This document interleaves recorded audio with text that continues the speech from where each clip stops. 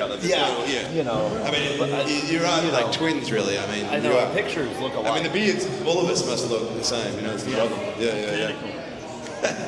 Okay, let's keep this thing rolling. And you know, it's just been such a rich array of conversations. I think we're going to do, I feel like what we're doing here, Mark and Taco, is drilling down a little bit deeper into the conversation we started the day up with a little bit about, you know, how do we get the enterprise community on board, and specifically in this case with regards to decentralized compute. And I think, like, people have been here all day, you don't really need introductions. I mean, we could probably just bypass that, right? Mark from Aether and Taco from Manifest, you've seen them all day. Why don't we, I think one way to start would be, like, from your experiences, who is this enterprise customer, right? Who are they? What are they looking for? Let's just start with that as a way to, like, frame the conversation. Like, what are their needs, right? So the simple answer to that is Google or Cisco or Dell or any tech company that is Facebook that is managing user data, because that's, and then at the same time, protocols, projects, and everything that are building Web3, but they're deploying on AWS, Azure, Ali, these data collection black holes. And so it's on the enterprise side, like that's sort of where Manifest comes in, is as an enterprise grade compute layer. You know, running tier 3 and tier 4 data centers, we're working to meet the needs of enterprise so that they have a playground when they decide, when they finally say they don't have enough compute and they need to go somewhere else, we're ready. And so that's the big play there. And it's protocols that are building in Web3 or agents that are using consumer data that can't use right now edge compute, can't use the Akashas of the world because they can't go through someone's basement's node or validator because of regulations for different countries around PHI and other compliance regs. That's the big issue. And so that's sort of what we're trying to set the ground for. Okay. Yeah, Mark. Yeah, I think there's three types of enterprise customer from a compute perspective, right? One is a company that's training its own model, right? So like an OpenAI, right? You can provide them compute, and the compute you provide is used to help train the model or run inference for the application that they're pushing to consumers. The second type of enterprise is maybe an enterprise that uses a service from someone like OpenAI. So effectively, they're not doing an AI themselves. They're just plugging into the APIs of the big model providers, right? So those companies, they don't need GPUs. They don't need compute. The cost that you pay for a subscription to that service, or the cost that they pay for a subscription to that API service, has the GPU cost bundled in, and then it's passed on with a profit margin to kind of OpenAI. And then the third customer, which I think is probably the one that is most interesting to us, is the company that's looking to build an AI product in-house. Right, using an open source model, hosting something on their own infrastructure from Aether, infrastructure from Manifest, and those are the guys that need compute. And again, for the purposes of just level setting here, is that second category in any way fluid, right? In the sense that, like, right now they're just happy just to run whatever they're doing on top of AI. It's an API call and they're happy, but at some point they might go, you know what?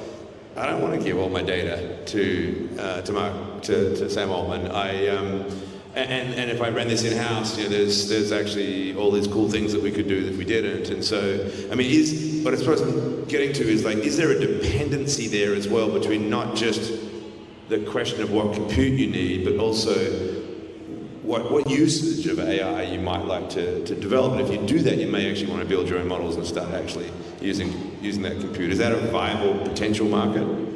Yeah, I think the markets that are most likely to use kind of APIs, for example, are maybe products that are building, you know, a coding support tool or something, right? There's no reason for them to go and develop their own model. They're far better off using Claude or one of the GPT models and doing some kind of prompt engineering on top and then kind of deploying a product there. The same goes for kind of image generation and video generation. There's no real need unless you're kind of in like some unique or very niche sector of the space, like adult, for example. There's no real need to kind of build your own model. But where you're kind of shining a light, any sector where that model would be touching proprietary data, that is a space that companies do not like using the API solutions. So even though there are a huge bunch of corporates and enterprise companies that maybe use a ChatGPT subscription or something for certain parts of their business, they will not be plugging that into their data warehouse anytime soon. A lot of that data is just firewalled off from it, right? So Taco, you highlighted actually the Web3 customer, right? So I think is an interesting realization that, right, even as we, and look, it's the story of blockchain in many respects, right? AWS, the dirty little secret, has always been basically running so many blockchains for so long. You know,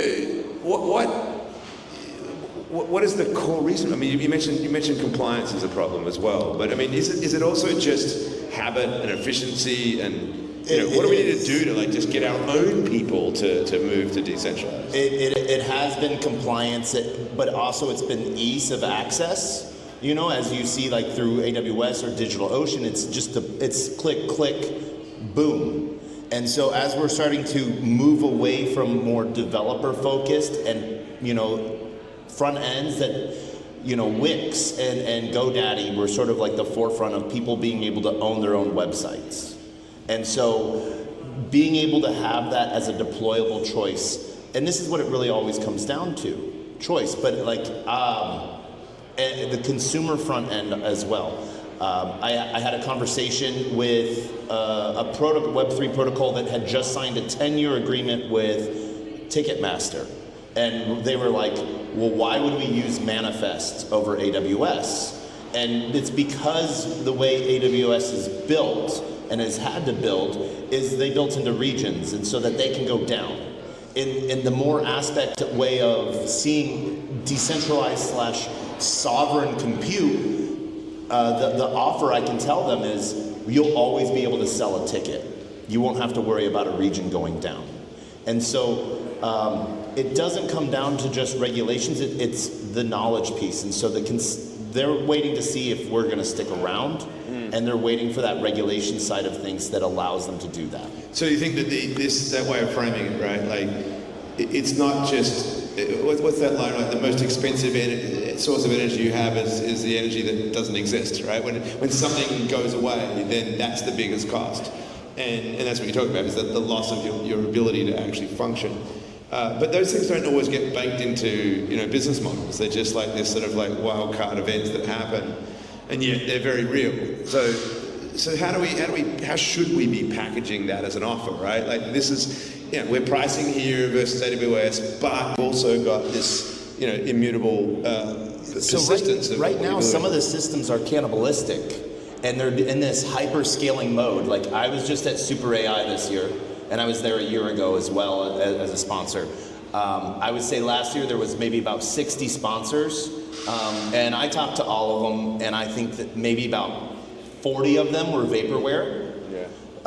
15 of them were ChatGPT wrappers. Then there was Salesforce, and then there was there was 5 projects that are still alive today that were all Web3 based and working on decentralized models. This year at Super AI, one of the things I saw was a company that was offering H100s at 18 cents an hour.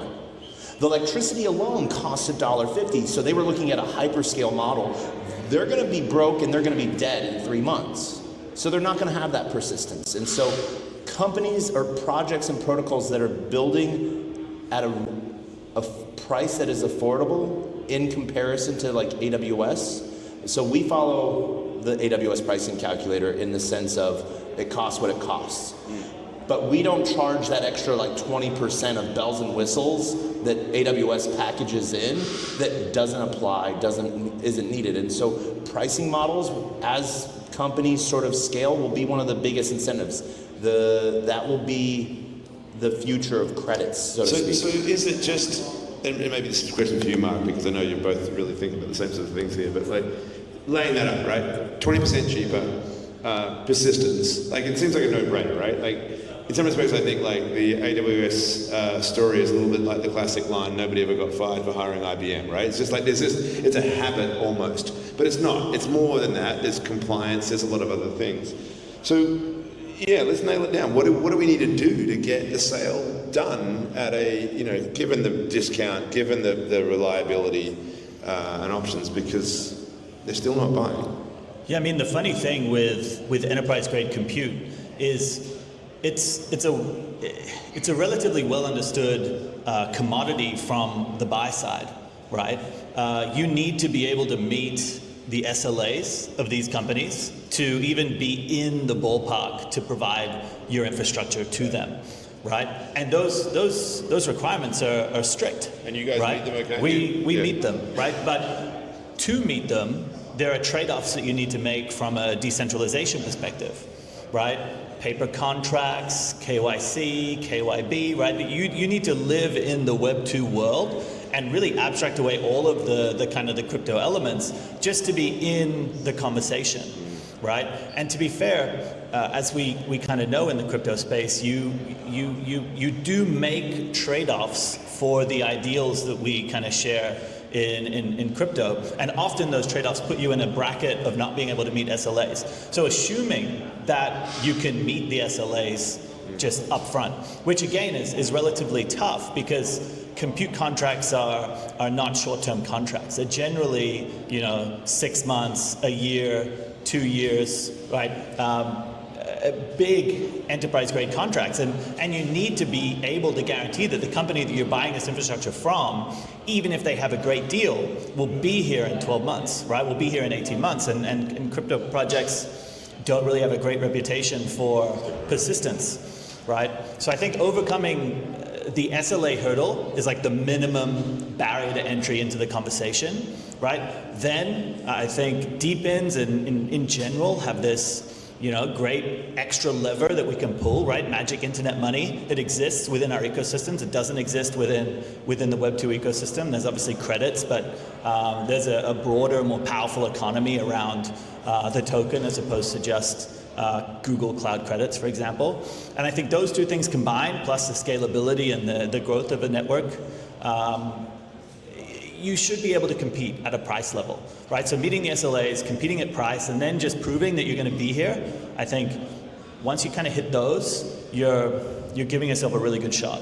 And who defines those SLAs? Is this just sort of internal, or is this actually bound by certain insurance requirements? What's the kind of ecosystem around? Is it a regulatory framework, or what? Because is there any wiggle room there? Should there be a conversation with enterprises about what, in fact, would be the right standards to meet in the context of decentralized compute? From what I have seen personally, is every company has a different standard because they're working under different obligations where they're serving their most customer base. So you have to sort of look at it from that aspect.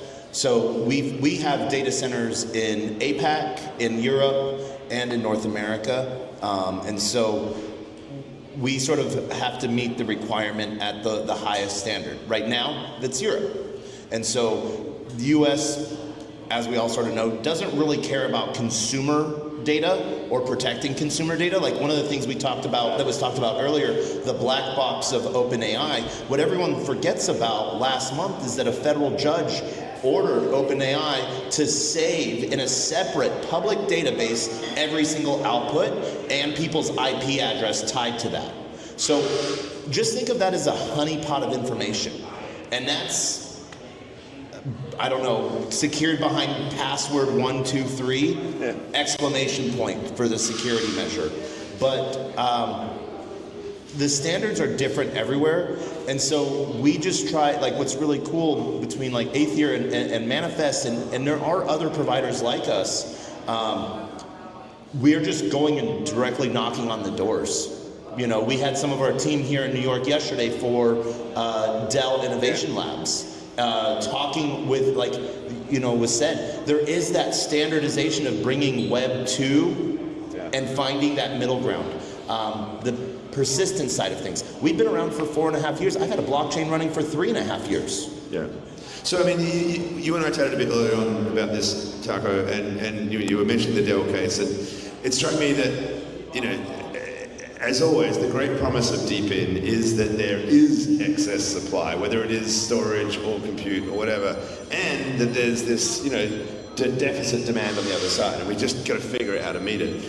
Tell us a little bit about the Dell case then, right? Because what have they got that they want now? What could be the outlet, the opportunity that you provide them to unlock it? Well, the big issue with DeepIn or decentralized compute is they're usually, and I hate talking, I'm not trying to talk bad about any of our friends, they're half solutions. Akash is just inference. Filecoin is just storage, or is just storage. They're not a full stack. So companies, instead of having API access, we're giving them bare metal access. Yeah. Kubernetes, you know, this full deployment option, because the one side of it is we want to be an enterprise-grade digital ocean. You know, do we want to get into that more permissionless route where anyone can come on? Yes, we do eventually, but we want to serve. It's easier to get to 500 million users. It's easier to have 3 clients than 500 million customers. Right. Yeah. Yeah. And what? How do you like? Yeah. Where are the opportunities out there, like in terms of that mismatch of demand and supply? Yeah, I think the main opportunity comes from the inefficiency around management of this resource and how expensive it is. Right, this is the most expensive compute that's ever existed. Right, this cost is so exorbitant that having that infrastructure sit idle for any period of time can be a very costly expense. And it's also something that companies are not incredibly familiar with from a forecasting perspective. Right, it's not something that is a precise science always. Right, so you have to kind of purchase a certain amount of compute. If you're, say, renting that compute from a hyperscaler, you're often forced into forecasting for longer periods of time, right, to justify getting some sort of discount or not paying a really expensive price. So you're in these contracts where you've actually got maybe more compute for longer than you thought you need, but better than trying to renegotiate for a small increase in compute maybe later on and then paying through the nose, right? So the whole ecosystem is just ripe with inefficiency, yeah. And this is really where the DeepIn angle, being able to kind of resurface that underutilized compute, that's where we shine. Does the system need some sort of broader discoverability and search function? Like, I mean, is there a world in which this broader economy of supply and demand for compute could be better served if we had some sort of Google almost, right? That sort of like could identify all those opportunities and direct the market to where it needs to be? Well, there's 2 parts to that. You know, who talks about their AT&T copper wire? Yeah. You know, who like, oh my gosh, like our services are so great thanks to Amazon. No one really talks about the infrastructure layer.